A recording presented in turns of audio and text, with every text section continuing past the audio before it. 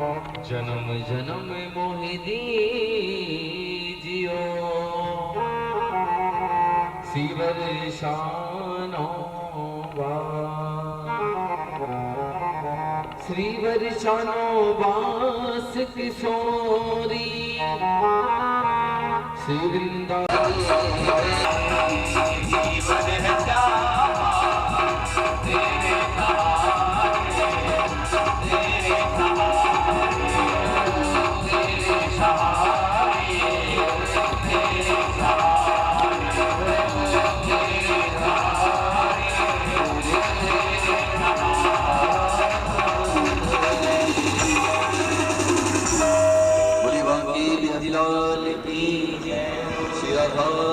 सरकार की जय। श्रीमद्भागवत महापुराण की जय। व्यासी महाराज की जय हो। श्रीमद्भागवत महापुराण की जय हो। संत समाज की जय हो। जय जय श्री राधे, जय जय श्री राधे, जय जय श्री राधे।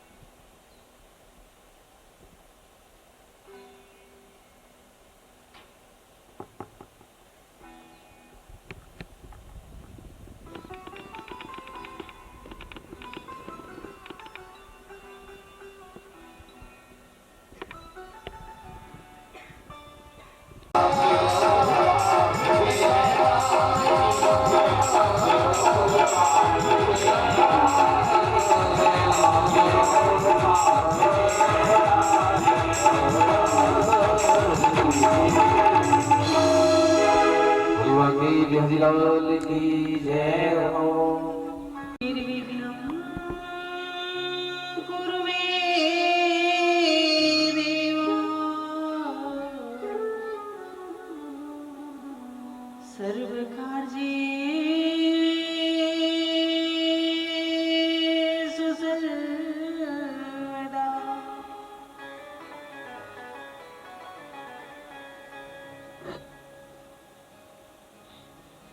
अखंड मंडलाकारं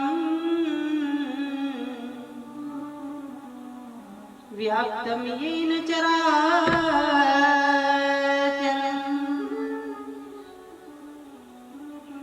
सच्चिदानन्दरूपाय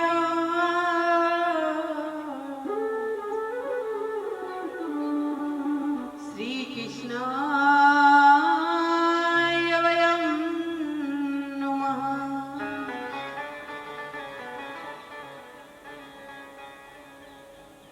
गुरुर्ब्रह्मा गुरुर्विष्णु गुरुर्देवो महेश्वरा।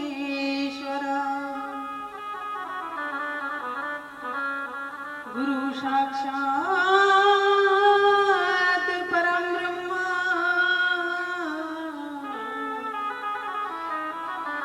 तस्मै श्री गुरुवे नमः। ध्यानमूलं गुरुर्मूर्ति पूजामूलं गुरुपदम्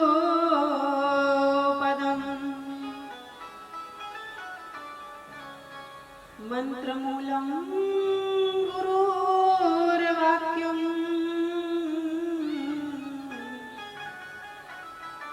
मोक्षमूलं गुरुकृपा।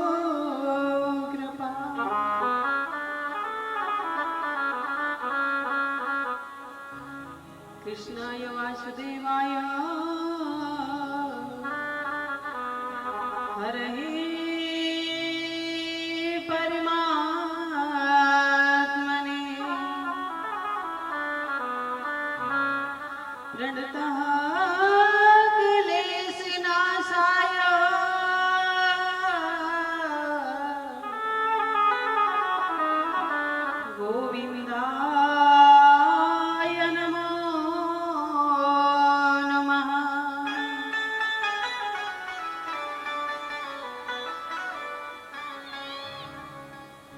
राधा मेरी स्वामिनी,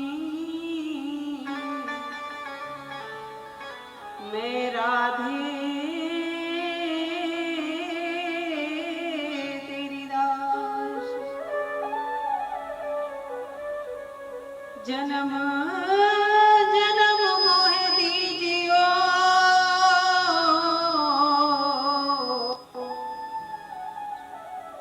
प्यारी ब्रज मंडल को वास।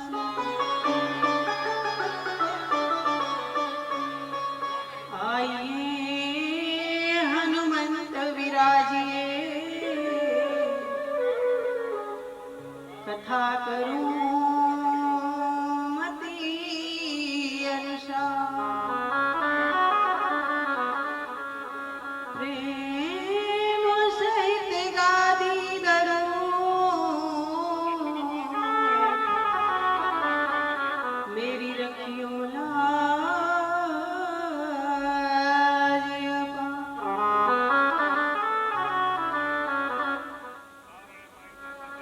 नाम संकीर्तनम यस्य सर्व पाप प्रणाशनम, प्रणामो दुख समनस्तम,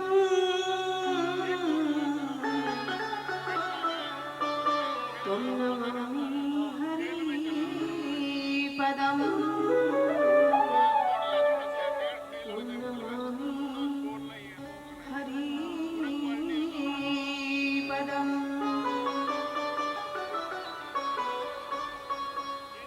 बोलिए कृष्ण कन्हैया लाल की, राधा रानी की, यमुना मैया की, दाऊजी महाराज की, गिरिराज महाराज की, ब्रजमंडल की, स्थान देवता की, क्षेत्र देवता की, अपने अपने गुरु देवता की, अपने अपने माता पिता की, बाबा दूधधारी महाराज की, भागवत महापुराण की, सभी भक्तों की, सभी संतों की, सनातन धर्म की, पृथ्वी माता की, जय जय श्री राम, जय जय श्री राम, जय जय श्री राम।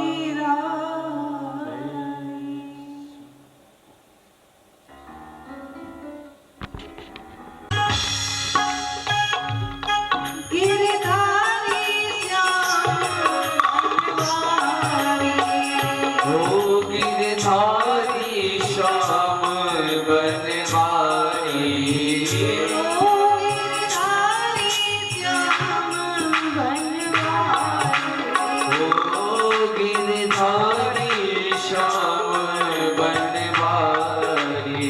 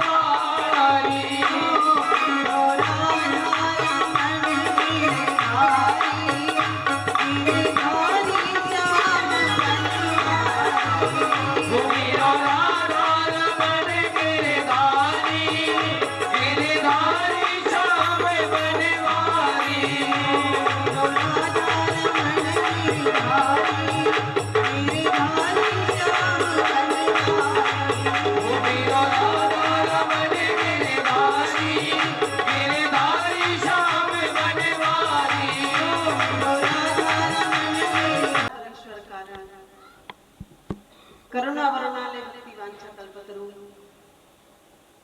तदेव पीतंबरधारी बालकृष्ण लाल की साक्षात वांगमयी पितमूर्ति श्रीमद् भागवत महापुराण। मेरे प्रभु की साक्षात रूप आपको मैंने कल भी बताया था। ठाकुर जी महाराज कृष्ण भगवान का साक्षात रूप जो है वो श्रीमद् भागवत महापुराण है। वांगमयी रूप भागवत जी को बताया गया है। कल आपने बड़े सूक्ष्म में महात्मा का श्रवण पान किया। आज आप प्रथम स्कंद से द्वादश स्कंद तक 7 दिन में आप श्रीमद जी का रसपान करेंगे। भागवत जी का मंगलाचरण करने के लिए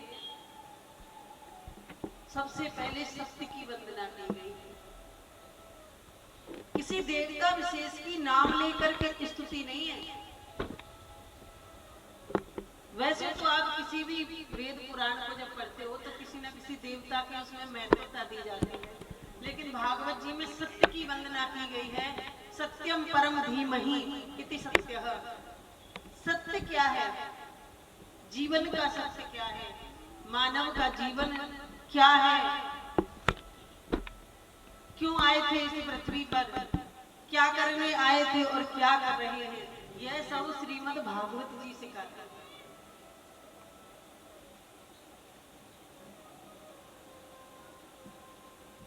जब इतना सब कुछ इस श्रीमद् भागवत जी में है, तो कल आपको प्रसंग सुनाया था कि सूत जी महाराज ने सौनकादिक ऋषियों को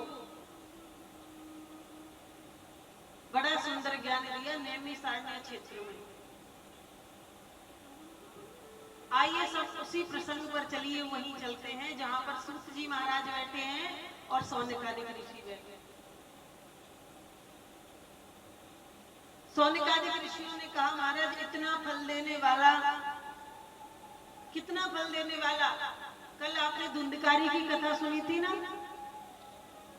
कि धुंधकारी प्रेत बन गया, भूत बन गया, और उसके नाम से भी भागवत कराने से उसे मोक्ष की प्राप्ति हुई। इतना फल देने वाला यदि कोई इस पृथ्वी पर साक्षात रूप है तो वो श्रीमद् भागवत जी में है। वो शक्ति भागवत जी में है कि जो प्रेत योनि में पड़ जाए, उसके नाम से भी यदि कथा करा दी जाए तो उसे भी मोक्ष प्राप्त हो जाता है। ये आपने कल श्रवण किया था धुंधकारी के। आपने सुना धुंधकारी जो था उसकी अकाल मृत्यु हो गई। जो अकाल मृत्यु मर जाता है, प्रेत योनि में पड़ जाता है। अकाल मृत्यु से तो शरीर छूटता है, आत्मा तो जब तक ऊपर से जीवन है तब तक यही भटकती रहती है। तो उसके नाम से गोकर्ण जी ने जब कथा सुनाई तो उसके मोक्ष प्राप्त हुआ। तो जिसकी अकाल मृत्यु होती है उसके नाम से यदि कथा कराते हैं तो उससे भी मोक्ष प्राप्त होता है। इतनी शक्ति भागवत जी के अंदर है। अगर घर में कैसा भी कोई कार्य बिगड़ रहा हो, आप सिर्फ ठाकुर जी का मधुराष्टक करने लग जाओ, अगर सब काम बनने न लग जाए तो फिर कहते हैं। आप भागवत जी का पाठ करने लग जाओ, सभी संकट दूर ना हो जाए तब कहना। ये शक्ति भागवत जी के अंदर है, लेकिन हम समझे तब तो। भागवत क्या है? आप ये सोचते होंगे कि भागवत कौन सी बला है। ये जो आप गीता कहते हो ना, भागवत गीता, ये गीता नहीं है। गीता तो वो थी जहां पर भगवान कृष्ण ने अर्जुन को लक्ष्य करके, अर्जुन को सामने रखकर पूरे जगत को आत्मज्ञान दिया था। वो गीता है। अर्जुन को ज्ञान नहीं दिया था। ये मत सोचना कि भगवान ने तो अर्जुन को ज्ञान दिया था। गीता का ज्ञान अर्जुन को दिया, अर्जुन को नहीं। अरे जिसके रथ का सारथी भगवान है, ठाकुर जी हैं, भगवान त्रिलोकीनाथ हैं, उसे पांडव तो क्या 100 और पांडव जैसे सेना आ जाए तो भी नहीं कोई हरा सकता। अर्जुन को तो भगवान ने सिर्फ लक्ष्य किया है। संपूर्ण जगत को उन्होंने आत्मज्ञान दिया है कि मानव का कर्म ही प्रधान है। कर्म करो, कर्म से आप विमुख हो जाओगे तो आपको कोई नहीं बचा सकता। भगवान ये कहते हैं, मैं भी उसकी रक्षा करता हूँ जो स्वयं अपनी रक्षा करना जानता है। जैसे आप ईश्वर कहते हो ना, भगवान कहते हो, वो भी उसकी रक्षा करता है जो स्वयं अपनी रक्षा करना जानता है। भोजन रखा है सामने, आप ये सोचो कि भाग्य में होगा तो चला जाएगा मुंह में, पेट में नहीं जा सकता। जब तक कर्म नहीं करोगे, तोड़ोगे नहीं, मुंह में नहीं रखोगे, चबाओगे नहीं, तब तक पेट में नहीं जाएगा, पेट नहीं भरा जाएगा। इसलिए कर्म प्रधान विश्व रचि राखा, जो जस कर सो तस फल चाखा। जो जैसा कर्म करता है वो वैसा ही फल पाता है। ये कर्म का प्रभाव है संसार, ये कर्म भूमि है। या जैसा बीज हम बोते हैं, जैसा हम डालते हैं, वैसा ही हमें पुनः प्राप्त होता है। अब आप सोचो कि खेत में जाकर आप कांटे वाले बीज बो कर आ गए, गमूल बो कर आ गए। आपने 4-6 महीने बाद सोचा कि चलो आम खा के आते हैं खेत पर, तो आम मिल पाएंगे आपको? बताओ, नहीं मिल सकते। जब खेत पर जाओगे तो कांटे चुएंगे, सूल चुएंगे। क्यों? क्योंकि आम का पेड़ लगाया ही नहीं। लगाए तो थे बीज वो कांटे वृक्ष के। तो जैसा हम करते हैं वैसा ही हमें प्राप्त होता है। ये भागवत जी यही हमें जीवन जीने का सार सिखाती है। ये गीता नहीं है। गीता तो भगवान कृष्ण ने अर्जुन को लक्ष्य करके संपूर्ण जगत को बताई थी। भागवत जी साक्षात भगवान कृष्ण का रूप है। तो आप सोचोगे कहां से आई? जब ये भगवान का रूप है तो कहां से आई? तो इसके लिए बड़ा सुंदर उदाहरण सूत जी महाराज ने सौनकादिक ऋषियों को दिया है कि निगम कल्पतरोर गर्लितम फलम सुखमुखाद्रम संयुतम पिबतम भागवतम रसमाल्यम मुहुरो रसिका।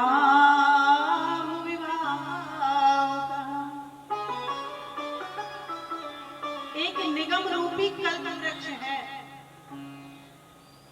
अब ये निगम रूपी कल्प वृक्ष क्या है आपको बताते हैं कि जितने भी वेद पुराण हैं, जितने भी ग्रंथ हैं, उपनिषद हैं, चारों वेद 18 पुराण, सभी उपनिषद मिलाकर के उन सबका एक समूह है। सबको इकट्ठा किया गया और उसमें से उसे पीस करके रस निकाला गया, या फिर ये समझ लो सबका एक वृक्ष बनाया गया। और उस वृक्ष का पका हुआ जो फल है, जो उनका निचोड़ है, वो श्रीमद् भागवत जी है। तो आप बताइए कि फल में ज्यादा स्वाद होता है कि वृक्ष में? आप बताइए, फल में ज्यादा स्वाद होता है कि वृक्ष में? ये तो ऐसे देख रहे मुंह की तरफ, ना फल खाया ना वृक्ष से। और घर पर फल आ जाते होंगे ना, तो आधी टोकरी तो स्वयं ही चट कर जाते हैं। फल में ज्यादा स्वाद होता है ना? आम में ज्यादा स्वाद होता है कि आम के पेड़ में? आम में होता है।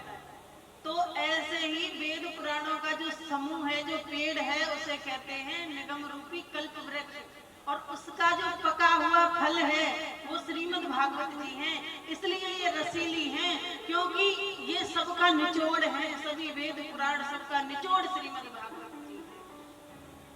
और इतनी सरल है, आप वेदों को पढ़ो तो वेदों की भाषा समझ में ही नहीं आएगी। वेदों की भाषा बहुत टेढ़ी है। जबकि आप यजुर्वेद को उठा लो, साम वेद को उठा लो, अथर्ववेद को उठा लो, चारों वेदों में से ऋग्वेद को उठा लो, चारों वेदों के मंत्रों को आप भागवत जी के श्लोकों से, मंत्रों से मिलाना, उसके व्याख्यान को मिलाना, सब कुछ भागवत जी के मंत्र श्लोक वेदों से मिलते हैं। लेकिन वेद व्यास जी ने जब वेदों की रचना की ना, तो वो चिंतित हो गए कि वेदों की भाषा लोगों के समझ में नहीं आएगी।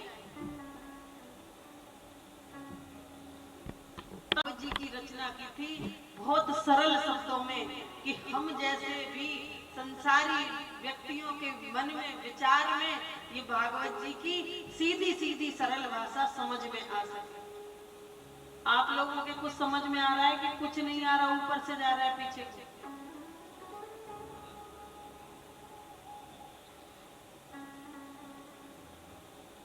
तो वेदों की भाषा कठिन है, इसलिए भागवत जी भगवान ने साक्षात अपना रूप लेकर के, भागवत जी वेद व्यास की अवतारी रूप थे। श्री सूत जी महाराज से सौनकादिक ऋषियों ने कहा कि प्रभु आप ये बताइए कि मानव का परम धर्म क्या है।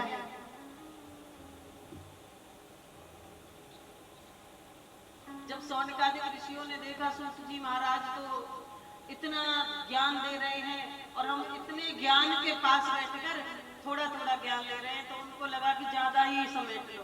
अब अगर कहीं से तुम्हें मुफ्त में कुछ मिल रहा हो, मानो आप कपड़े लेने गए, सूट लेने गए और सूट वाले ने कह दिया कि आज तुम्हें फ्री दूंगा, आप ले जाओ, तो पहले तो आप लेने गए थे एक, फिर वहां सोचोगे फ्री मिल रहे हैं तो खूब सारे ले लो और इतनी गठरिया बांध के लाओगे, घर तक चलेगी नहीं, सिर पे रख।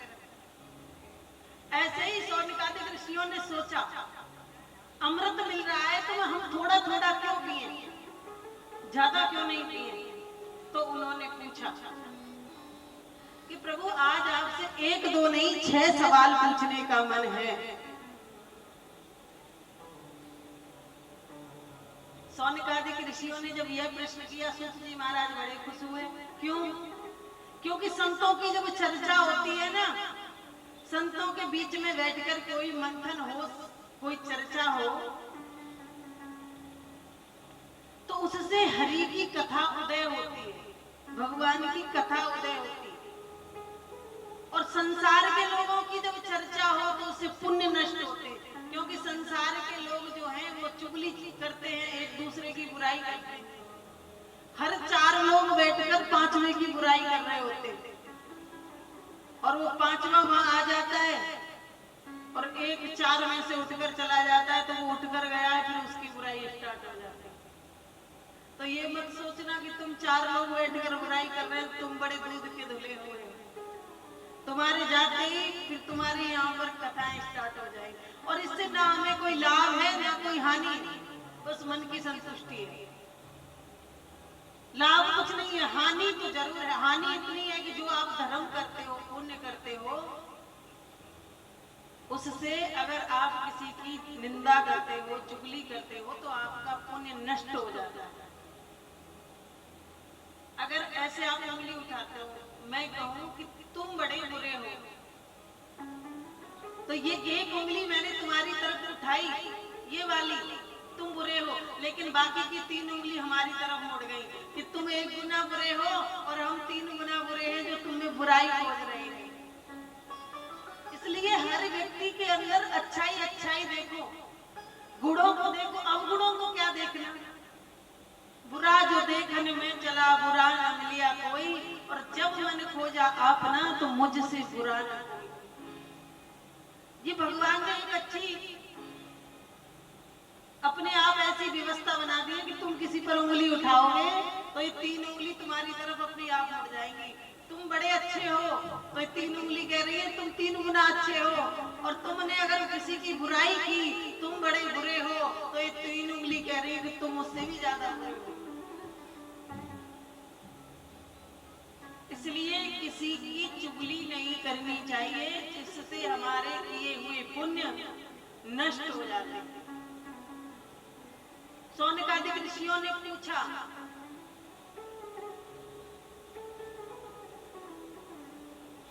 ये पूछा कि मानव का परम धर्म क्या है। ये पहला प्रश्न है। 6 प्रश्न पूछे हैं ना।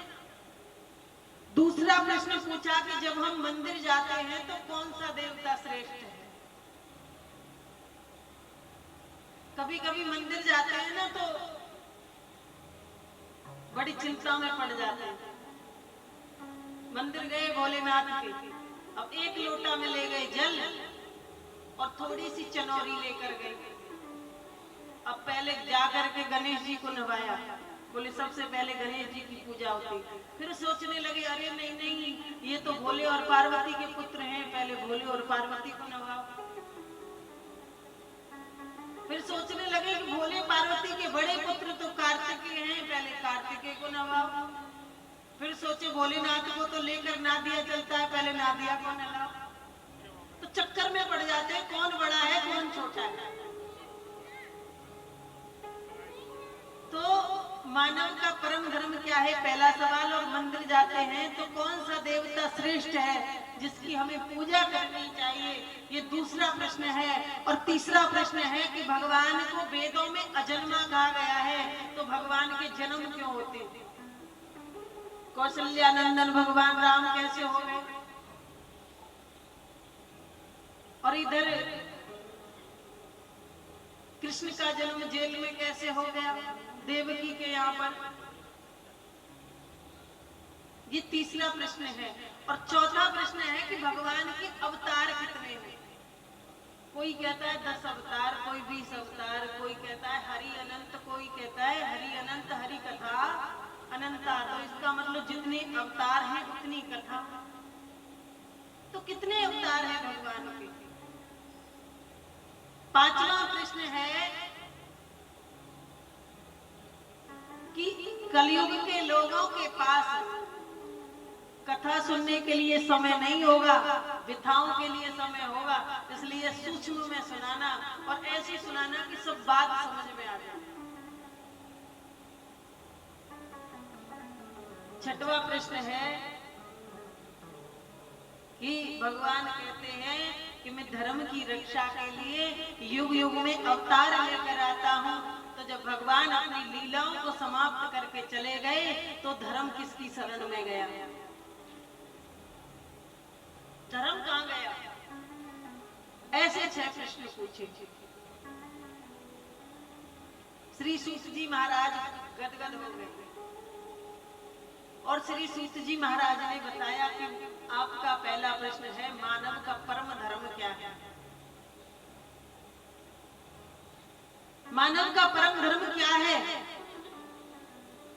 सिर्फ खाना पीना, घर के कार्यों को देखना, ऑफिस जाना, बाद में फिर शाम को घर आना, फिर वही घर के कार्यों में लीन रहना, काम क्रोध लोभ मोह ममता आशा तृष्णा इनमें उलझकर पूरी जिंदगी बिता देना, ये मानव का परम धर्म है?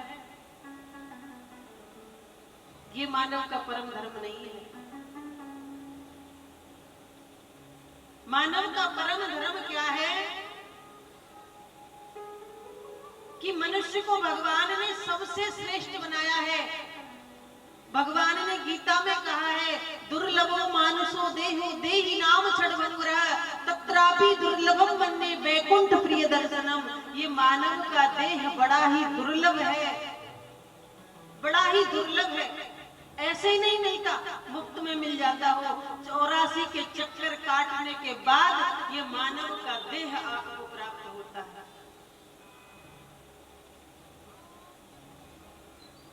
इस मानव के देह को जब हम धारण करते हैं तो भगवान से हम अनेकों वायदा करते हैं, अनेकों उनसे प्रॉमिस करके आते हैं भगवान से, ईश्वर से।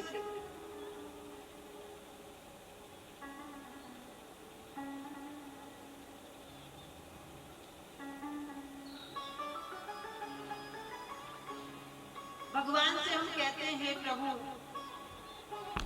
से बाहर निकाल।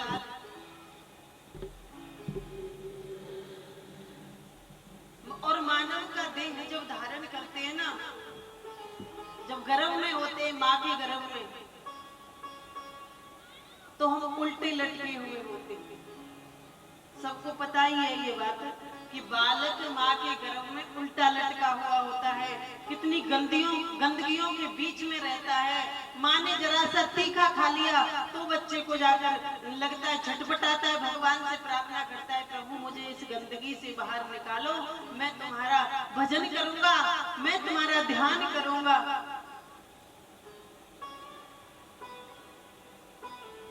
जरा सा गरम खा लिया, बोल नहीं सकता लेकिन कष्ट तो होता है ना, क्योंकि जीव है। झटपटा जाता है भगवान मुझे इस नरक से बाहर निकालो, इस ऐसा कहते हैं कि गर्भ के समान दुख न भूतो न भविष्यति। गर्भ में जितना दुख होता है न भूतकाल में कभी हुआ था और न भविष्य काल में कभी होगा। इतना कष्ट माँ के गर्भ में जीव पाता है। भगवान से वायदा करता है, प्रॉमिस करता है, मुझे बाहर निकालो, मैं तुम्हारा भजन करूंगा, मैं तुम्हारा ध्यान करूंगा। बच्चों की मुट्ठी बंद क्यों आती है पता है? क्योंकि जब संकल्प किया जाता है ना तो मुट्ठी बंद करके किया जाता है। तो भगवान से वादा करता है मुट्ठी बंद करके कि मैं जो संसार में जाते ही मैं तुम्हें पूरा ध्यान आपका दूंगा और पूरा समय मैं प्रभु आपका चिंतन करूंगा, आपका ध्यान करूंगा। लेकिन यहाँ आकर भूल जाता है, दूसरी मुट्ठी बांध करके वचन लेता है कि जो भी गृहस्थ में कमाऊंगा उसका 10% कहीं ना कहीं धर्म के कार्य में लगाता रहूंगा, दान करता रहूंगा। दोनों चीजों को भूल गया। पैदा हुआ, कलावा हाथ में बंधा, गोत्र का उच्चारण हुआ, मोह माया में फंस गया और सब कुछ भूल गया।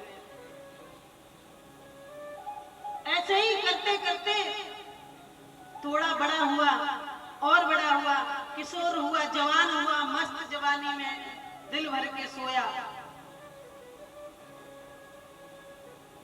घर वालों ने विवाह कर दिया, बड़ा खुश है, पत्नी आ गई, या फिर बच्चियों का विवाह कर दिया, बड़ी खुश है, ससुराल पहुंच गई।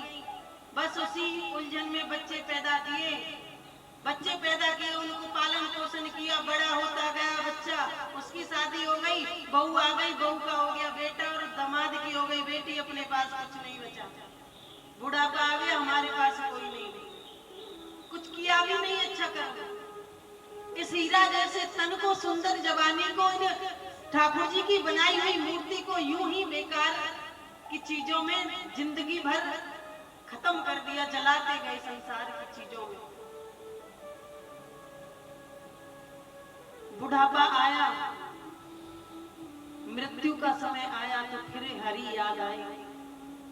मृत्यु के समय हर बात याद आती है कि हमने भगवान से क्या कहा था और अब हमने क्या किया, अब हमारे पास कुछ नहीं बचा। तो फिर रोता है और 1,00,000 बिच्छू एक साथ डंक मारे, इतना कष्ट शरीर में होता है जब मृत्यु आती है। क्यों? क्योंकि जड़ चेतन में ग्रंथि पड़ गई।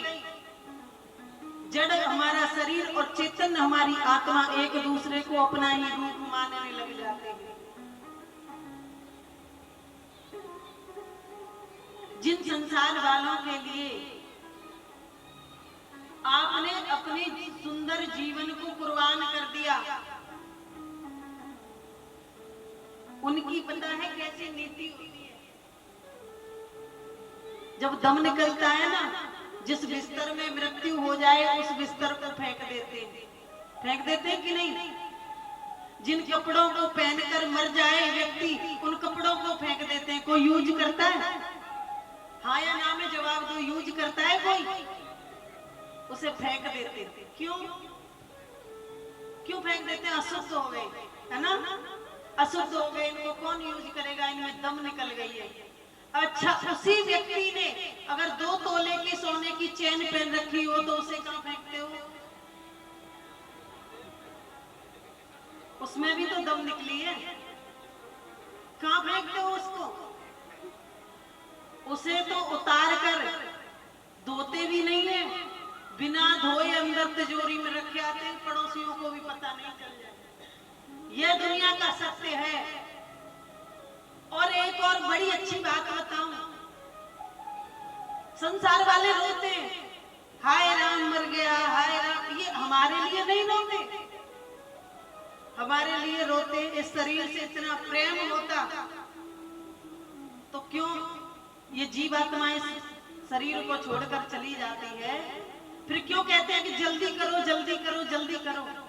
और एक कितनी विडंबना की बात संसार के लोगों की, कि जिनके लिए हम सुंदर अपने शरीर, अपनी जवानी को, अपने मानव तन को गवा देते हैं, हीरा जैसे तन को यूं ही फूंक देते हैं इनकी व्यवस्था करते करते।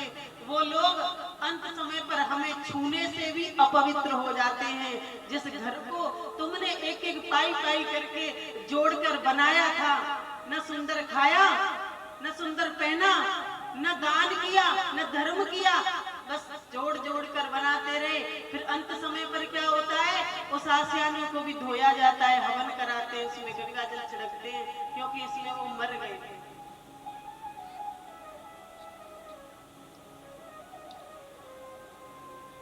एक बात बताओ, जब यही हकीकत है कि हमसे इस दुनिया में छूने से पवित्र हो जाते हैं, तो क्यों ना उस नियम को आज ही समझ लें? क्यों ना उसे आज समझ करके ये कहें, ये सोचें, हमारा यहाँ क्या है? हम तो यहाँ मेहमान हैं। कुछ 70, 80, 90 साल के लिए भगवान ने हमें यहाँ भेज दिया है। अपना अच्छे अच्छे कर्म करें, अपने लिए कुछ कमाएं और फिर वहां अपने प्रभु के पास जाएं, तो हमारा प्रभु भी हमसे खुश होगा। इसलिए हर चीज का सदुपयोग करना चाहिए। अगर तुमने समय का सदुपयोग नहीं किया तो समय तुम्हारा दुरुपयोग करेगा।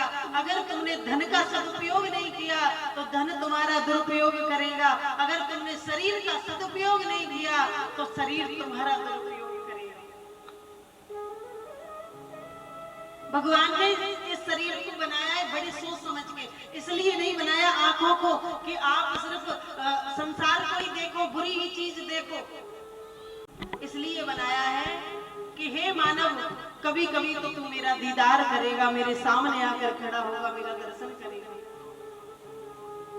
इन कानों को इसलिए नहीं बनाया कि सिर्फ चुगली चाटी सुनो, चुगली करो। इस जिह्वा को इसलिए नहीं बनाया कि दूसरों की बुराई करो। इसलिए बनाया है कि कानों से हरि भजन सुनो, जिह्वा से हरि कीर्तन करो। इन हाथों को इसलिए नहीं बनाया कि आप दूसरों पर उंगली उठाते रहो, कि इन हाथों से आप सिर्फ संसारी कामों को करो। इन हाथों को इसलिए बनाया है कि इन हाथों से आप संतों की सेवा करो, इन हाथों से अतिथि का सत्कार करो, इन हाथों से हरि की सेवा करो, इन हाथों से गाय की सेवा करो। इन हाथों से सबसे बड़ा धर्म कि आप जो भी कमाओ उसका 10% कहीं न कहीं दान करो। इन हाथों का सदुपयोग करो। इन पैरों को इसलिए नहीं बनाया कि आप संसार के इशारे पर नाचते रहो। इसलिए बनाया है कि कभी इन चरणों का सदुपयोग करो, हरि के दरबार तक पैदल जाओ और वहां पर जाकर शांति से बैठो। वहां देखना कितनी शांति का अनुभव होता है।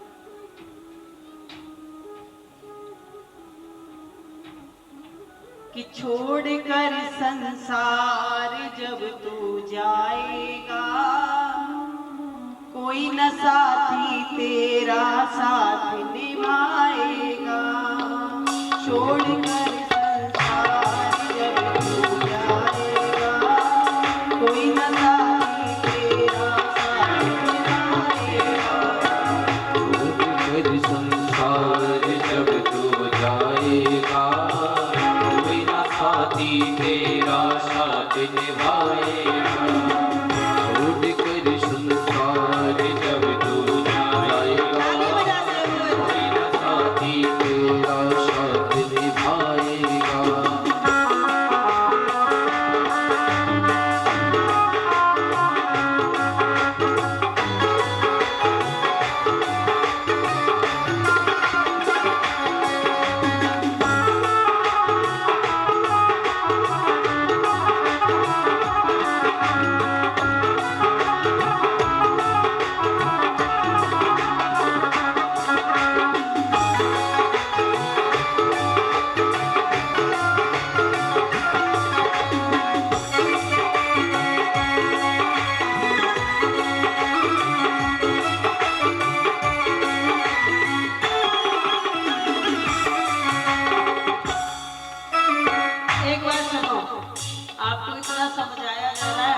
सदुपयोग करो तो ताली तो बजाओ, यही तो सदुपयोग है हाथों का।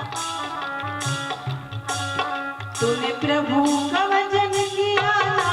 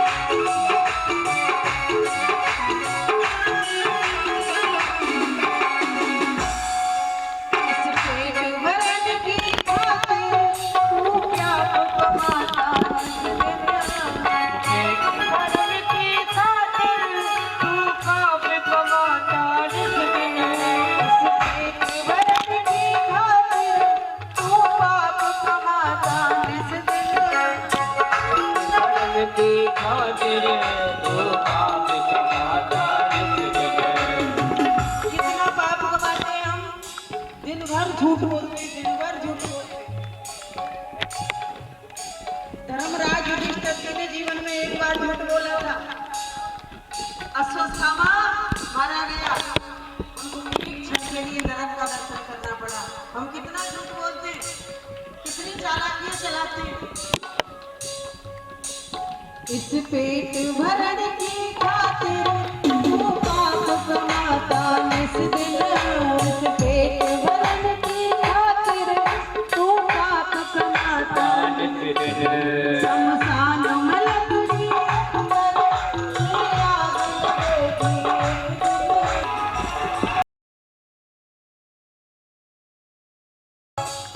सत्संग की है ये गंगा, तू इसमें लगा ले गोता। सत्संग की है ये गंगा, तू इसमें लगा ले गोता। वरना इस दुनिया से तू जाएगा रोता रोता। वरना इस दुनिया से तू जाएगा रोता रोता। पछताएगा कोई न साथी तेरा साथ निभाएगा। छोड़ गई संसार जब तू जाएगा, कोई न साथी तेरा साथ निभाएगा। छोड़ कर संसार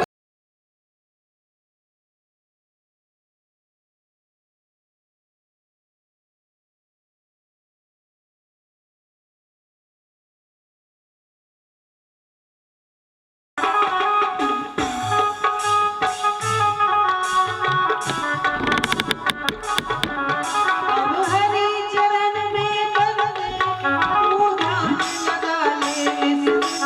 प्रभु हरि चरण में बंदे, तू ध्यान लगा ले निस दिन। अब हरि चरण में इस दिन तू ध्यान लगा ले बंदे। प्रभु हरि चरण में निस दिन, तू ध्यान लगा ले बंदे। कट जाएंगे सब तेरे ये जन्म मरण के फंदे। कट जाएंगे ये तेरे ये जन्म मरण के फंदे। सुनो, जीवन का सार यही है, हरि के चरणों में ध्यान लगा ले बंदे। कट जाएंगे सब तेरे ये जन्म मरण के फंदे। और फिर क्या होगा, पार हो जाएगा कोई न साथी तेरा साथ निभाएगा। छोड़ कर संसार जब तू जाएगा, कोई न साथी तेरा साथ निभाएगा। छोड़ कर संसार जब तू जाएगा, कोई न साथी तेरा साथ निभाएगा। छोड़ कर संसार जब तू जाएगा, कोई न साथी तेरा साथ निभाएगा। कोई न साथी तेरा साथ निभाएगा। बोलिए कृष्ण कन्हैया लाल की जय हो, राधा रानी। जय हो। तो मानव का परम धर्म क्या है? हरि से प्रीति करना, धर्म की रक्षा करना, दान करना और अतिथि का सत्कार करना, संतों की सेवा करना, ये मानव का परम धर्म है। तुलसी बाबा ने बड़ा सुंदर इसका एक रचना की है, बड़ी सुंदर, कि कर से करम करहु विधि नाना। से करम करो विधि नाना। मन राखो जहाँ कृपा निधाना। मन राखो जहाँ कृपा निधाना। मन राखो जहाँ कृपा। आप ये सोचेंगे कि हम कैसे भगवान से प्रीति करें, हम हमारे तो घर में इतना काम होता है, घर में काम करते हैं, दुनिया भर का घर का काम है, गृहस्थ में फंसे पड़े हैं, तो उसके लिए बहुत सरल सा उपाय है कि हाथ पैरों से, शरीर से आप घर के नाना प्रकार के कार्यों को करो, लेकिन मन में ठाकुर जी के चिंतन कीजिए। मन से, मन को वहां रखो जहां प्रभु रहते हैं। हरि को मन में बसा लो या मन को हरि के चरणों में बसा लो, बात एक ही है। अगर कोई शुभ अवसर मिले तो शुभ अवसर को छोड़ना नहीं चाहिए। धर्म का कार्य अवश्य, शुभ अवसर रोज रोज तो नहीं आते। अब आपके यहाँ एक इस गांव में कितना शुभ अवसर आया है। आपको शायद पहली बार श्रीमद् भागवत जी को सुनने का अवसर बाबा दूधाधारी जी की कृपा से इस यज्ञ को का दर्शन करने का अवसर मिला है। ऐसा कहा जाता है कि भागवत जी का दर्शन करने मात्र से एक जन्म के पाप कट जाते हैं। तो यहाँ आप 7 दिन तक निरंतर कथा सुन रहे हो, तो ये महाराज जी की आप पर बहुत बड़ी कृपा है। श्री हरि की आपके ऊपर अनंत अनुकंपा है, कृपा है कि आपके यहाँ श्रीमद् भागवत जी वृंदावन से चल करके आपके ऊपर ये प्रेम की वर्षा कर गया है कि नहीं कृपा। तो शुभ अवसर रोज नहीं आते, इसलिए मनुष्य ही चाहे तो अपने जीवन का उद्धार कर सकता है। ये अनुष्ठान, ये यज्ञ श्रीमद् भागवत जी अपने मन से नहीं सुन सकते। हम जा रहे कथा सुनने, ठोकर लग गई, पैर टूट गया, पड़ गए बिस्तर पर जाके। जब तक पूरी कथा निकल जाएगी तब तक पैर सही नहीं होगा। अगर आप यहाँ आके बैठे भी हो तो ये भी हरि की कृपा है कि आपको इतना समय दे रखा है कि आप यहाँ 4 घंटे आराम से बैठकर कथा सुन रहे हैं। इसलिए सदुपयोग करना चाहिए अपने समय का, अपने जीवन का। ऐसा कर्म करो कि आप बार बार मनुष्य तो बनते रहें, भगवान ना बने, देवता ना बने, लेकिन मनुष्य तो बनते रहें। आप ही सोचो, आपके 2 बेटे हैं, तुमने दोनों को 500 रुपए दिए। एक बेटे ने बाजार में जाके दारू पी ली, 500 की दारू पी गया। दूसरे ने कुछ पैसे बचा कर रख लिए, कुछ पैसे का आपके लिए कुछ सामान, अपने लिए कुछ वस्तु खरीद के लाया। मानो सर्दी चल रही है तो गर्म कपड़ा खरीद लाया, एक लोई आपके लिए, एक अपने लिए, और एक कुछ पैसे उसमें से बचा के रख लिए। तो आप फिर अगले दिन कौन से बेटे को पैसे देना चाहोगे? बताओ। जो दारू पी लिया उसको नहीं दोगे। क्यों? क्योंकि उसने दुरुपयोग किया पैसे का, है ना। ऐसे ही ईश्वर उसी को मनुष्य बनाता है, उसी को दोबारा मनुष्य बनाकर भेजता है जो इंसान अपने जीवन का, इस शरीर का सदुपयोग करता है, और जो इस शरीर का, इस जीवन का दुरुपयोग करता है, उसे भगवान दोबारा मनुष्य का शरीर नहीं देता। इसलिए मानव के शरीर का आप महत्व समझो, और इस मानव के तन को आप बहुत श्रेष्ठ समझकर इन सभी अंगों का आपको सदुपयोग करना है। यही मानव का परम धर्म है। दूसरा प्रश्न पूछा था कि कौन सा देवता श्रेष्ठ है, तो देवता श्रेष्ठ कौन सा है बताओ आप। सभी देवता श्रेष्ठ हैं। राम भोलेनाथ का ध्यान करते हैं, भोलेनाथ राम का ध्यान करते हैं। भोलेनाथ का ध्यान कृष्ण भगवान करते हैं, कृष्ण भगवान भोलेनाथ का ध्यान करते हैं। राघवेंद्र और कृष्ण भगवान का ध्यान करते हैं, एक दूसरे का ध्यान वो करते हैं। तो कोई छोटा नहीं है, सब समान है। क्यों? क्योंकि सत्य तो एक ही है, तत्व तो एक ही है, रूप अलग अलग है, तत्व सबका एक है। इसलिए कहा है कि एक देवता को इष्ट बनाओ, अपना इष्ट देवता एक होना चाहिए। निंदा किसी देवता की मत करो, सबके सामने झुको, सबका आदर करो, पर एक देवता इष्ट होना चाहिए। अगला प्रश्न पूछा था कि भगवान के अवतार कितने हैं।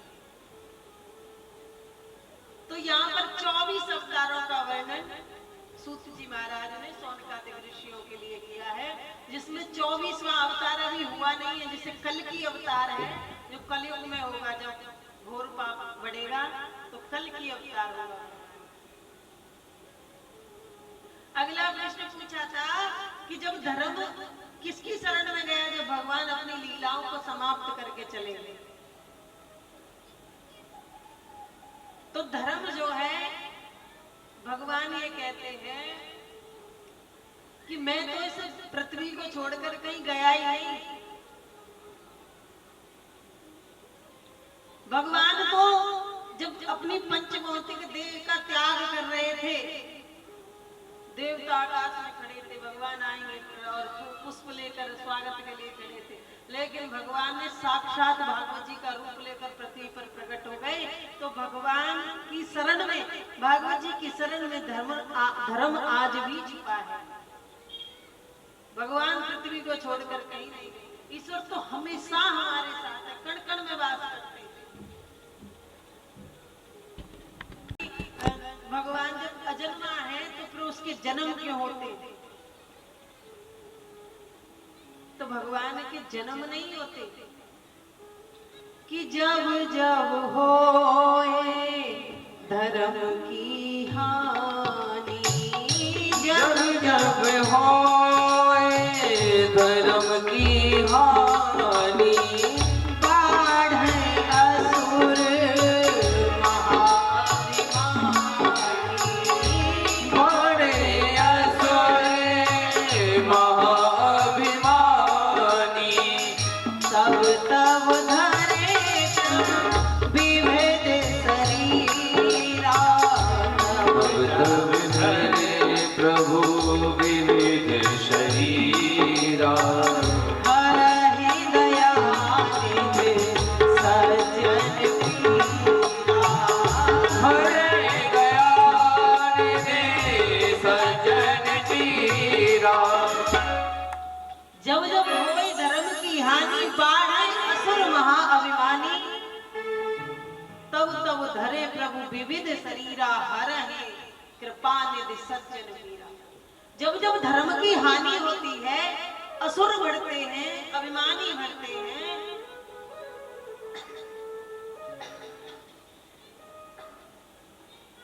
तब तक भगवान अवतार लेकर प्रकट होते हैं। जो धर्म के मार्ग पर चल रहा है, जो हरि के मार्ग पर चल रहा है, हरि की चर्चाओं में चल रहा है, हरि के चरणों में उसका ध्यान है, हरि के लिए जीवन समर्पण है, अगर उसको कोई कष्ट पहुंचाता है, उसे कोई हानि पहुंचाता है, तो भगवान अवतार लेकर आते हैं। श्री सूत जी महाराज ने कहा कि मैं तुमको वह प्रसंग सुनाता हूं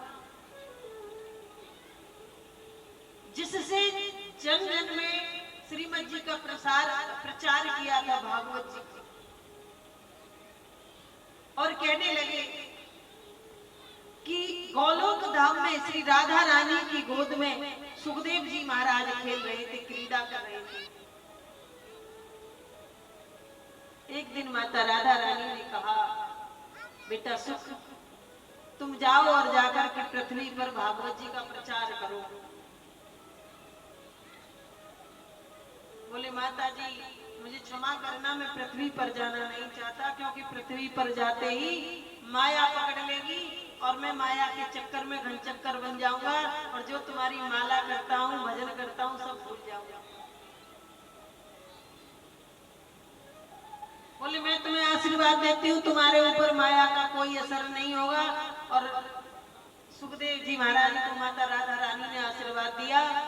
कैलाश पर्वत पर एक सुख पक्षिणी के गर्भ में अंडे के रूप में प्रकट हुए। बर्फीली हवाएं चलने लगी, अंडा गिरकर फूट गया। सुख पक्षी और पक्षिणी वहां से उड़कर चले गए। वहां से जब उड़ गए तब नारद जी ने सोचा कि जब तक सुखदेव जी प्रकट नहीं होंगे तब तक भागवत जी का प्रचार अधूरा रह जाएगा। तो क्या किया जाए, सोचने लगे कि चलो कैलाश पर्वत पर कौन रहते हैं, भोलेनाथ और माता पार्वती।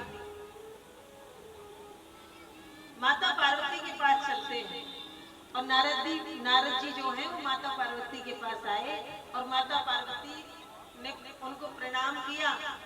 अतिथि देवो भव की परंपरा से उनका स्वागत किया, बड़ा सुंदर आसन दिया, फल लेकर आई, फल दिए, जल दिया और पंखा लेकर हवा कर दी। अरे संत जी बड़े दिन में आए हो, बैठो बैठो, जल पियो। जल पिए, फल खाए और कहने लगे कि मैया, मैया ने कहा बहुत दिनों बाद आए हो, क्यों? बोले सबका स्वार्थ का प्रेम हो गया इसलिए अब हम कहीं नहीं जाते। सुर नर मुन सबकी यही रीति, स्वार्थ लाग करे सब प्रीति, अब कहीं नहीं जाते। मैया ने कहा भोलेनाथ, हमारे प्रभु भोलेनाथ तो हमसे इतना प्रेम करते हैं कि उन्होंने इतना प्रेम करते हैं कि उनके गुरु ने उनको मंत्र दिया था, वो भी हमें आके बता, बड़ा प्रेम करते। मैया बड़ी अच्छी बात है, भोलेनाथ आपसे प्रेम करते हैं, तो फिर तो आपको ये भी बताया होगा कि उनके गले में जो मुंड माला पड़ी है उसमें किसके मुंड है। अब ये बात तो भोलेनाथ ने कभी बताई नहीं, तो मैया ने खूब याद किया, ये बात तो उन्होंने बताई नहीं, तो मैया को गुस्सा आने लगा और क्रोधित हो गई। सत्य कहते हो नारद जी, सबका स्वार्थ का प्रेम है, भोलेनाथ ने भी हमें ये बात नहीं बताई, बताओ कितने कपटी हैं। नारद जी बोले मैया हम तो चलते, हमारा काम तो हो गया, आए ऐसे काम के लिए थे, झगड़ा करवाना। और जाते जाते भोलेनाथ से कहने लगे कि भोले बाबा आपको मैया ने याद किया। भोलेनाथ बोले कि कहां से आए हो आप, हमारी कुटिया में से आए हो क्या? बोले हाँ। बोले तुम जिस कुटिया में से निकलो और उस कुटिया की माताएं याद ना करें, ऐसा तो नहीं हो सकता, पर ये तो बताओ कौन सी बीमारी होके आए हो जिसका हम इलाज भी ले जाए। नारद जी महाराज ने प्रणाम किया और निकल गए। अब देखो मैया जो है कोप भवन में बैठ गई जाकर। पहले जब घर बनाए जाते थे तो स्त्रियों के लिए कोप भवन बनाया जाता था, स्त्रियों के रूठने का कमरा, तो बहुत बड़े बड़े फैसले कोप भवन में हो जाते थे। आजकल जब घर बनाए जाते हैं तो बेडरूम बनाए जाते हैं, कोप भवन बनता नहीं। तो वो जो फैसले कोप भवन में होते थे ना, आजकल वो फैसले, घर के फैसले कोर्ट भवन में होते हैं, कोर्ट में जाकर। नेक घर में कोई बात हो जाए फिर तो बस आ जाना कोर्ट में, वही बात करेंगे आप।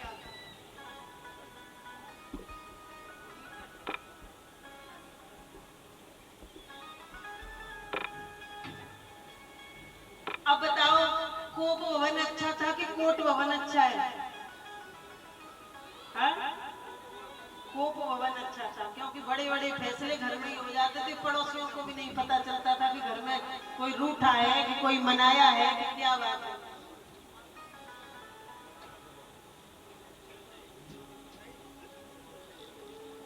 कोप भवन में जो फैसले होते थे आजकल कोर्ट भवन में होते, और जिसका फैसला कोर्ट में चला गया वो चाहे भी ना राजीनामा करना पति पत्नी आपस में, तो इधर का वकील और इधर का वकील होने नहीं देते, शकल ही नहीं दिखाते एक दूसरे की।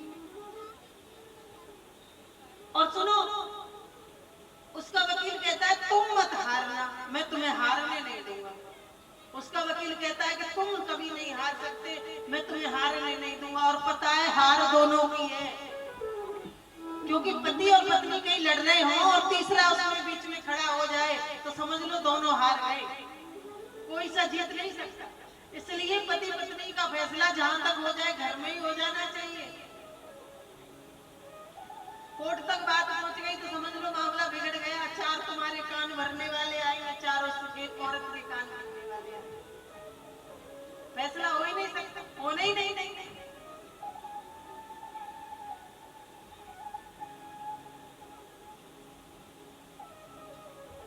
उपवन में मैया पहुंच गई और भोलेनाथ मना रहे हैं। मैया ने कही रहने दो, आप तो बहुत बड़े कपटी हो, आपने इतनी बड़ी बात छुपाई। बोले क्या बात छुपाई देवी? बोले ये बात छुपाई कि तुम्हारे गले में जो 24 घंटे इस मुंड माला को पहनकर घूमते हो, आज तक नहीं बताया इसमें किसके मुंड है। बोले देवी अगर मेरे प्रेम का यदि कोई प्रमाण है तो वो ये मुंड माला है। ये मुंडमाला में आपके ही शीश है। बोले मेरे इतनी बार मुझे जन्म लेना पड़ा, इतनी बार मुझे मरना पड़ा, और आपने कौन सी अमर बूटी खा रखी है जो कभी नहीं मरते? तो भगवान ने कहा कि देवी हमने तो अमर कथा का पान कर रखा है। बोले सुनो स्वामी, हमें भी अमर कथा सुननी है।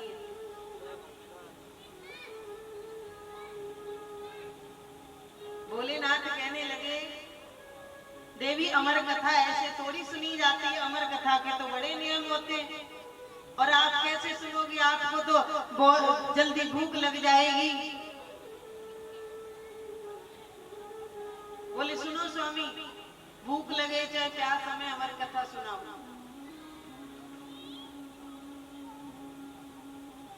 कहने लगी पार्वती मैया,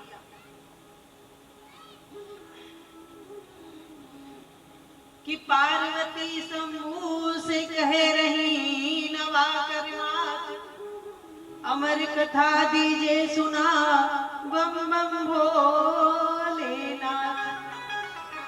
तो बोले उमापति उमा से सृष्टि का क्रम हो जाएगा, जो जीव है जिस योनि में सुनकर अमर हो जाए। तो बोली गिरिजा कुछ रुष्ट हो, मैं जानती हूँ जो जाएगा, मुझको अमर चाहते नहीं तो अंकुर नया हो जाएगा। कोई बात नहीं, तुम मुझे अमर नहीं चाहते तो आप कथा कहिए, कथा का अंकुर तो नया हो जाएगा। और भोलेनाथ से मैया मानी नहीं, जिद करने लगी। मैया कहने लगी